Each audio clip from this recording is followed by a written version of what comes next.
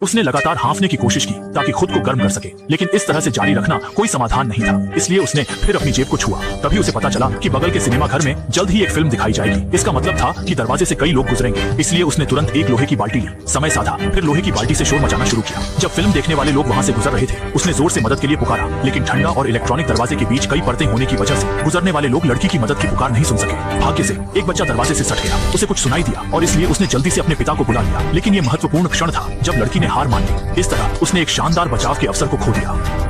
Cold storage का तापमान और भी गिरता रहा और फ्रीज की वजह से लड़की की नाक से खून बहना शुरू हो गया। जमकर मरने से बचने के लिए उसने अपने बैग से सभी उपयोगी चीजें निकाल दी, लेकिन खोजने पर उसे सिर्फ एक टी शर्ट मिली। उसने अपनी बाहों के चारों ओर टी शर्ट लपेट दी, लेकिन उससे ठंड से कोई बचाव नहीं हुआ। इसलिए उसने टी शर्ट को फाड़कर पट्टियां बना ली और टेप के साथ अपने हाथों और पैरों को मजबूती से बांध दिया, क्योंकि सिर्फ इस तरह से उसके जोड़ ठंड से नहीं मरेंगे। फिर उसने उस अलमारी पर ध्यान दिया जो लगातार ठंडी हवा निकाल रही थी। उसे लगा कि अगर वह ठंडी हवा को रोक दे तो खुद को बचा सकती है। तो बस